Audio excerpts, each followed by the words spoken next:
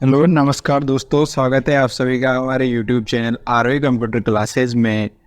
और मैं आज आपके लिए लेकर आया हूँ आरएसआईटी का जो एग्ज़ाम होगा 23 जुलाई को, उसके लिए सबसे मोस्ट इम्पोर्टेंट क्वेश्चंस। तो आज फ्रेंड्स हम इस वीडियो में 35 क्वेश्चन सोल्व करने वाले हैं, जो आपके जो आरएसआईटी का एग्ज़ाम होगा उसमें बहुत ही ज़्यादा मददगार होंगे और बहुत ज़्यादा क्वेश्चन मिलने के चांसेस है इसमें से। चलिए फ्रेंड्स, शुरू करते हैं आज के क्वेश्चंस। तो देखो फ्रेंड्स, पहला क्वेश्चन है इसमें, निम्नलिखित में से कौन सा कंप्यूटर हार्डवेयर को चलाता है और अन्य सॉफ्टवेयर चलाने के लिए एक मंच के रूप में कार्य करता है।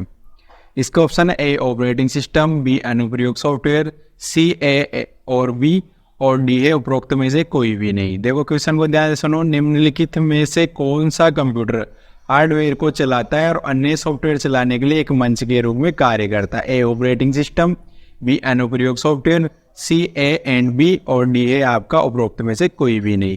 तो देखो फ्रेंड्स, कंप्यूटर में जो हार्डवेयर को चलाने के लिए सबसे जरूरी होता है वो होता है ओएस, ऑपरेटिंग सिस्टम। तो इसका आंसर होगा यहाँ से ए। इसे शॉर्ट में क्या बोलते हैं? ओएस। चलते हैं अगले क्वेश्चन पर। क्वेश्चन नंबर 2, MS एक्सेल 2010 में फ्री स्पेन कमांड का उपयोग क्या है? ए किसी वर्कशीट में एक क्षेत्र से फॉर्मेटिंग की कॉपी करने के लिए और इसे दूसरे क्षेत्र में लागू करने के लिए, बी रो और कॉलम शीर्षक को स्थिर रखने के लिए ताकि वे वर्कशीट को स्क्रॉल करते समय स्क्रॉल न करें, सी सूत्र बनाने के लिए, डी चार्ट बनाने के लिए। तो देखो MS एक्सेल 2010 में फ्री स्पेन कमांड, तो फ्री स्पेन कमांड जो होता है वो क्या काम आता है? कोई भी जो रो होता है, कॉलम होता है, उसको स्थिर कर देता है, स्थायी। यानी आप कितना भी ऊपर नीचे जाओ, लेफ्ट राइट किधर भी जाओ, उसे वो वहीं फ्रीज कर देगा। तो फ्री स्पेन क्या कमांड आता है? रो कॉलम शीर्षक को स्थिर रखने के लिए। तो इसका आंसर होगा बी। चलते अगले क्वेश्चन पर। क्वेश्चन नंबर 3, निम्न में से कौन सी मेमोरी प्रति सेकंड कई बार रिफ्रेश होती है?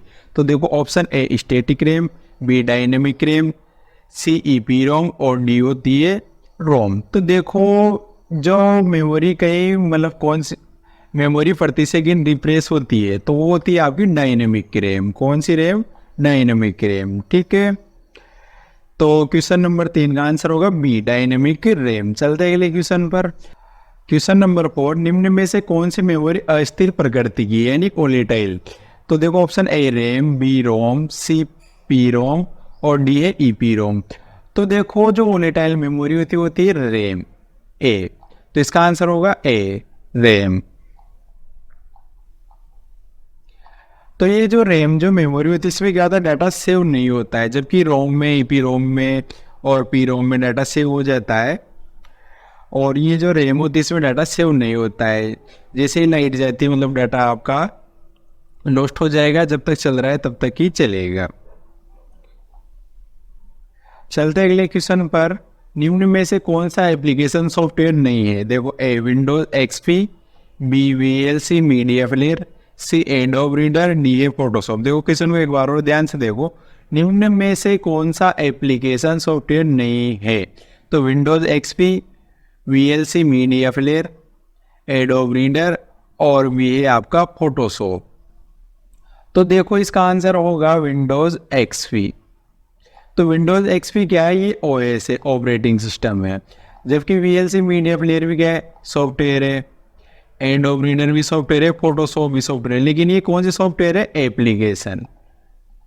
जबकि जो विंडोज एक्सपी वो क्या है? ओएस है, ऑपरेटिंग सिस्टम है। तो इसका आंसर होगा ए। चलते अगले क्वेश्चन पर। क्वेश्चन नंबर 6, एक उस डिस्क पर नामित स्थान है जहां फाइलों को संग्रहित किया जाता है, यानी फाइलों को सेव कहाँ किया जाता है? तो option A folder, B port, C संस्करण, डी है फाइल समूह। तो इसका आंसर होगा ए फोल्डर।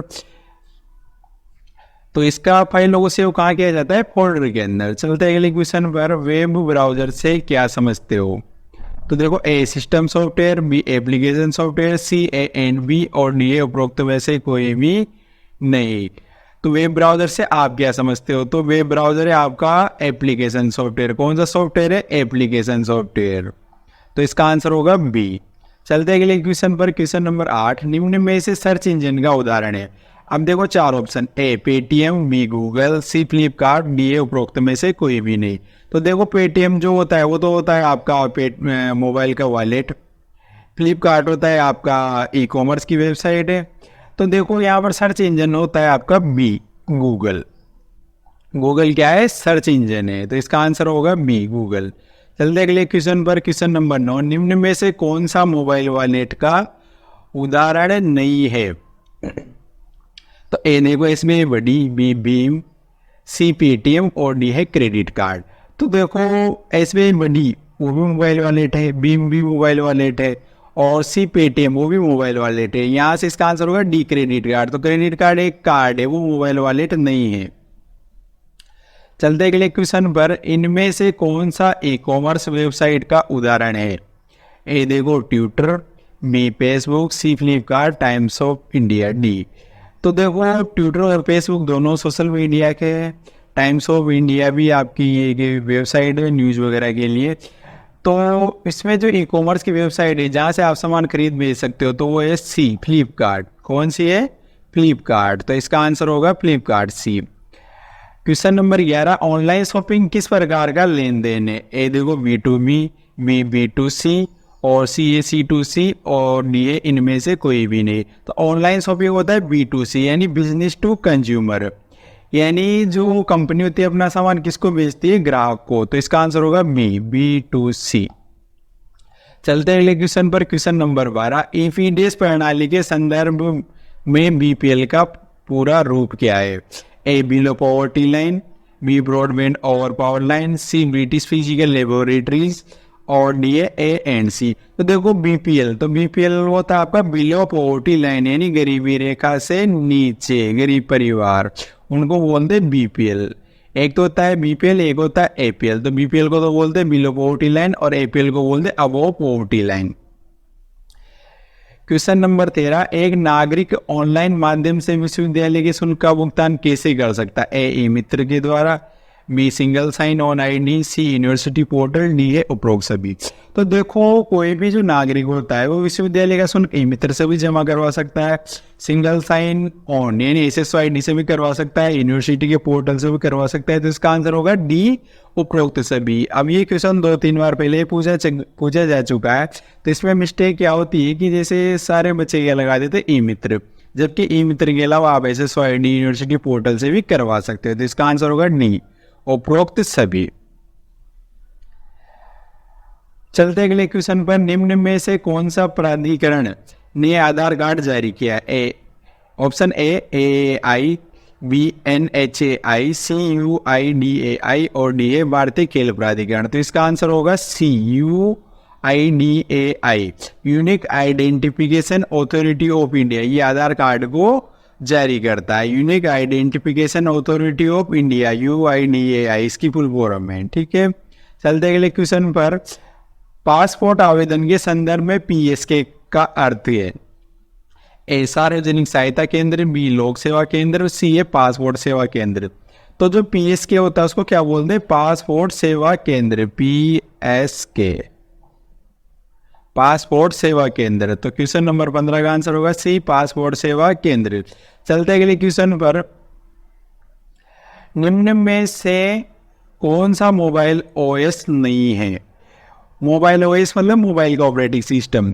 देखो option A Android, B iOS, C Windows, D है लाइनक्स। तो देखो एंड्रॉयड भी मोबाइल का ऑपरेटिंग सिस्टम है, बी iOS भी एप्पल के फोन में आता है, सी विंडोज फोन में आता है, तो डी देखो डी लाइनक्स OS। तो ये किसका ऑपरेटिंग सिस्टम होता है? कंप्यूटर का। तो इसका आंसर होगा डी। चलते अगले क्वेश्चन पर। नीचे दिए गए स्क्रीन लॉक में से स्क्रीन लॉक एंड्रॉइड डिवाइस पर उपलब्ध है? A pattern, B pin, C password, D उपरोक्त सभी। तो देखो जो मोबाइल होता है उसमें स्क्रीन लॉक, पैटर्न लॉक भी होता है, पिन भी होता है और पासवर्ड भी होता है। तो ये तीनों लॉक होते हैं। तो इसका आंसर होगा डी, उपरोक्त सभी। चलते अगले क्वेश्चन पर। निम्न में से किस की मदद से आप कर्सर के दाएं ओर के अक्षरों को डिलीट कर सकते हो? A and, B back space, C delete और डी है आपका होम। तो देखो अगर आपको कर्सर के राइट साइड के कैरेक्टर्स को हटाना है तो उसके लिए काम आता है डिलीट। ये डिलीट, ये तो किधर से हटाता है? आपका राइट साइड से। और जो बैक स्पेस होता है ये किधर से हटाता है? लेफ्ट साइड से। तो देखो मोस्ट इम्पोर्टेंट क्वेश्चन है, आता रहता है एग्जाम में, या तो बैक स्पेस या डिलीट, दोनों में से एक क्वेश्चन पूछता रहता है। तो राइट साइड से हटाने के लिए तो क्या काम आएगा, डिलीट, और लेफ्ट साइड से हटाना है तो फिर बैक स्पेस। चलते अगले क्वेश्चन पर, इनमें से क्या इस्तेमाल कर आप डॉक्यूमेंट के मोड को पोर्ट्रेट से लैंडस्केप में बदल सकते हैं। ए हेडर और footer, toolbar, B print layout view, C page setup dialog box, D इनमें से कोई भी नहीं। तो पोर्ट्रेट लैंडस्केप दो चीज देखो, तो ये होता है पेज सेटअप डायलॉग बॉक्स में, और ये जो पोर्ट्रेट लैंडस्केप होता है पेज ओरिएंटेशन। तो पेज ओरिएंटेशन दो प्रकार का होता है, देखो पोर्ट्रेट लैंडस्केप। तो पोर्ट्रेट में तो जो प्रिंट होता है उसमें पेज कैसा आएगा, सीधा रहेगा खड़ा, और लैंडस्केप जो होता है उसमें पेज होता है आड़ा। तो ये मिलता है कहाँ पर, पेज सेटअप डायलॉग बॉक्स में। चलते गए क्वेश्चन पर, देखो क्वेश्चन नंबर 20, वर्कशीट के एक स्थान से फॉर्मेटिंग को कॉपी कर किसी दूसरे स्थान पर फॉर्मेटिंग अप्लाई करने के लिए आप किसका उपयोग करोगे। ए होम कॉपी और होम पेस्ट कमांड, बी देखो Ctrl+C और Ctrl+V ऑप्शन यूज करके। सी एक्सेल में फॉर्मेटिंग कॉपी करने का तथा दूसरे स्थान पर लगाने का कोई तरीका नहीं है। डी स्टैंडर्ड टूल बार पर उपस्थित फॉर्मेट पेंटर बटन। तो देखो क्वेश्चन में पूछा गया है, वर्कशीट के एक स्थान से फॉर्मेटिंग को कॉपी कर किसी दूसरे स्थान पर फॉर्मेटिंग अप्लाई, यानी आपको कॉपी करना है, लेकिन किस चीज को, फॉर्मेटिंग को, डिजाइन को। तो डिजाइन को कॉपी करने के लिए अपन किसका प्रयोग करते हैं, फॉर्मेट पेंटर का। तो इसका आंसर होगा डी स्टैंडर्ड टूल बार पर उपस्थित फॉर्मेट पेंटर। चलते अगले क्वेश्चन पर, क्वेश्चन नंबर 21, एक पावर पॉइंट 100 में निम्न में से कौन सा फाइल फॉर्मेट ऐड किया जा सकता है। a.jpg, b.gif और ca.wav, डी ए उपरोक्त सभी। तो पावर पॉइंट की स्लाइड शो में आप ये तीनों फाइल फॉर्मेट जोड़ सकते हो, तो इसका आंसर होगा डी उपरोक्त सभी।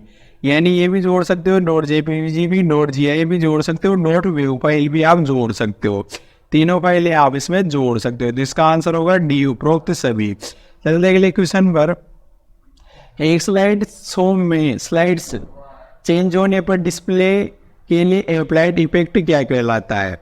ए slide animation, B custom animation, C custom transition, D होता है स्लाइड ट्रांजिशन। तो देखो क्वेश्चन को एक बार और देखो ध्यान से, एक स्लाइड शो में स्लाइड चेंज होने पर डिस्प्ले के लिए अप्लाइड इफेक्ट, यानी एक स्लाइड से दूसरी स्लाइड पर जाना है तो उसके बीच जो इफेक्ट आएंगे तो उन्हें बोलेंगे स्लाइड ट्रांजिशन। क्या बोलेंगे, स्लाइड ट्रांजिशन। तो इसका आंसर होगा डी स्लाइड ट्रांजिशन। चलते अगले क्वेश्चन पर, क्वेश्चन नंबर 23, प्रेजेंटेशन में विद्यमान सभी स्लाइड का एक जैसा प्रदर्शन चाहने के लिए आप निम्न में से क्या उपयोग करोगे। यानी सभी का एक जैसा आपको डिस्प्ले चाहिए।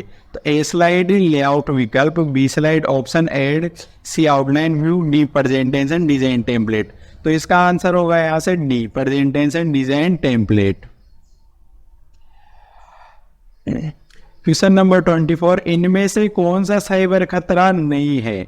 इनमें से कौन सा साइबर खतरा नहीं है। ए वायरस, बी ट्रोजन हॉर्स, सी ई कॉमर्स, डी होता है डिनाइल ऑफ सर्विस डोज। तो देखो इनमें से कौन सा साइबर खतरा नहीं है। तो देखो वायरस भी साइबर खतरा है, ट्रोजन हॉर्स भी साइबर खतरा है, डिनाइल ऑफ सर्विस भी साइबर खतरा है। तो इसका आंसर है यहाँ से सी ई कॉमर्स। तो ई कॉमर्स क्या आता है, सामान खरीदने बेचने के काम। तो साइबर खतरा कौन सा नहीं है, ई कॉमर्स। चलते अगले क्वेश्चन पर, क्वेश्चन नंबर 25, निम्न में से कौन सी सुविधा आपके कंप्यूटर की स्थिति, सिस्टम फाइलों, इंस्टॉल्ड एप्लीकेशन, विंडोज रजिस्ट्री और सिस्टम सेटिंग्स सहित को पिछली बार के समय में वापस करने के लिए प्रयोग की जाती है। A system restore, B system backup, C system defragmentation, D system boot. तो देखो क्वेश्चन को एक बार और पढ़ो, क्वेश्चन थोड़ा बड़ा है। निम्न में से कौन सी सुविधा आपकी कंप्यूटर की स्थिति, सिस्टम फाइलों, इंस्टॉल्ड एप्लीकेशन, विंडोज रजिस्ट्री को सिस्टम सेटिंग सहित पिछली बार के समय में वापस करने के लिए प्रयोग की जाती है। यानी सिस्टम रिस्टोर, अगर आपके कंप्यूटर में कोई भी खराबी हो जाती है तो आप सिस्टम को क्या कर सकते हो, रिस्टोर। तो इसका आंसर होगा ए सिस्टम रिस्टोर। ठीक है, 2-3 बार पहले भी आ चुका है एग्जाम में, मोस्ट इंपॉर्टेंट क्वेश्चन है। चलते अगले क्वेश्चन पर, ईमेल में बीसीसी विकल्प क्या है। ए देखो ब्लाइंड कार्बन कॉपी, बी सर्वश्रेष्ठ कार्बन कॉपी, और सी है ब्लिंक कॉपी निर्माण, और डी है उपरोक्त में से कोई नहीं। तो बीसीसी को बोलते हैं ब्लाइंड कार्बन कॉपी। तो जब अपन किसी को ईमेल भेजते हैं तो देखो वहाँ 3 चीज आती है, टू सीसी और बीसीसी। तो आप किसी का ईमेल एड्रेस बीसीसी में ऐड करके भी भेज सकते हो, सीसी में ऐड करके भेज सकते हो, टू में तो भेजना ही होता है।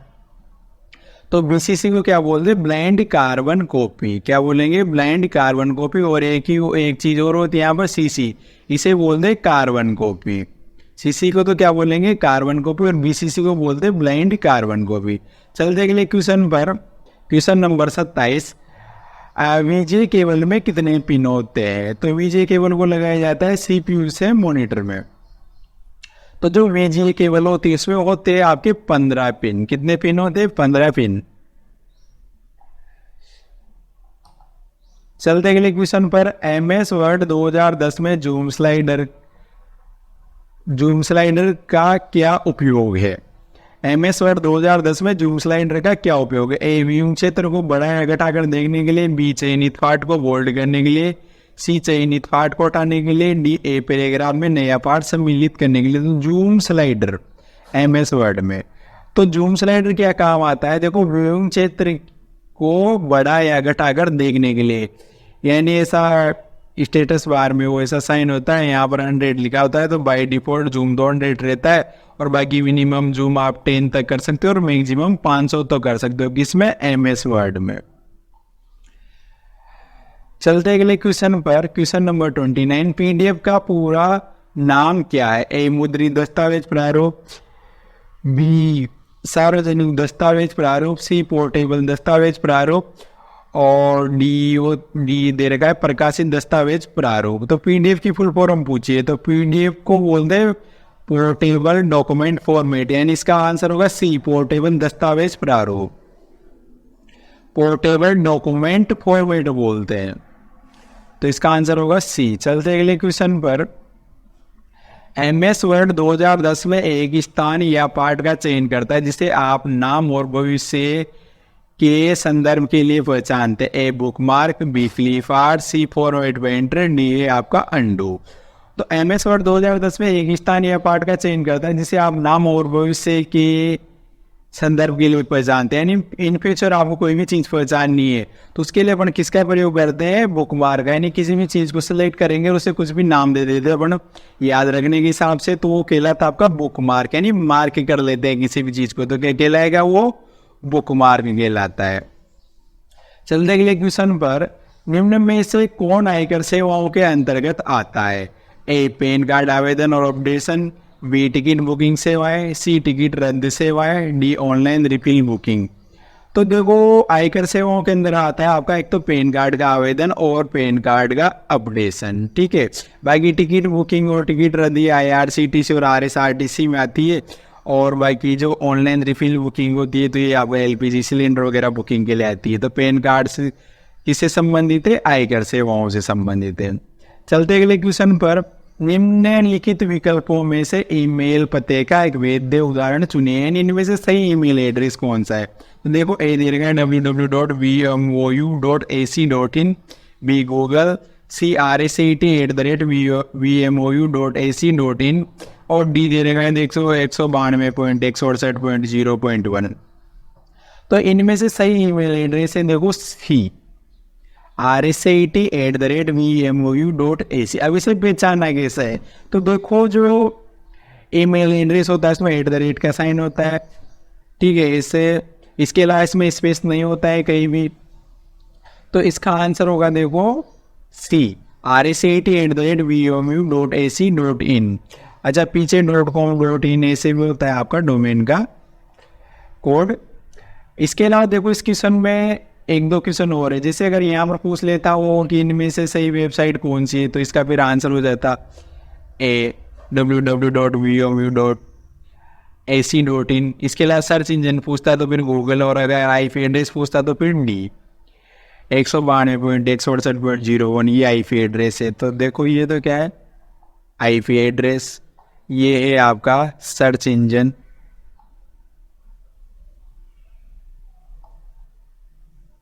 और ये है आपकी वेबसाइट। क्या है आपकी ये वेबसाइट है। चलते अगले क्वेश्चन पर।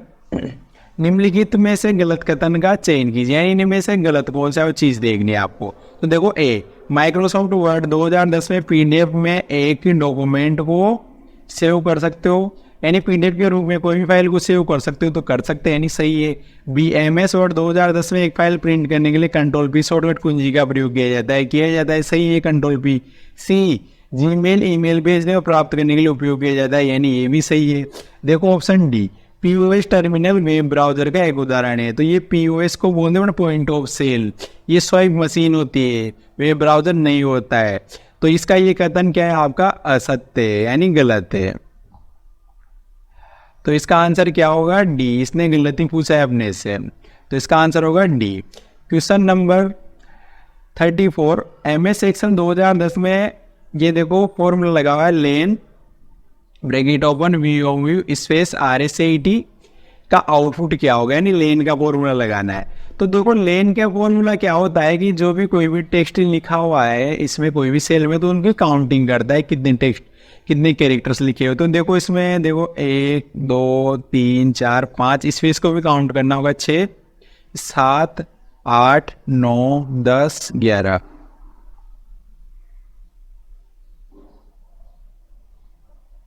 11 नहीं 10 ही है फ्रेंड। तो देखो इसका आंसर क्या होगा सी 10। कितने कैरेक्टर्स लिखे हुए हैं 10, लेन का फॉर्मूला ये काम आता है, इनके काउंटिंग करता है। इसके बाद चलो क्वेश्चन नंबर 35, कॉम्बिनेशन कुंजी है। ए देखो option A alt delete back space, B alt control shift, C space bar enter और विंडोज की, और डी F1 F10 और F12।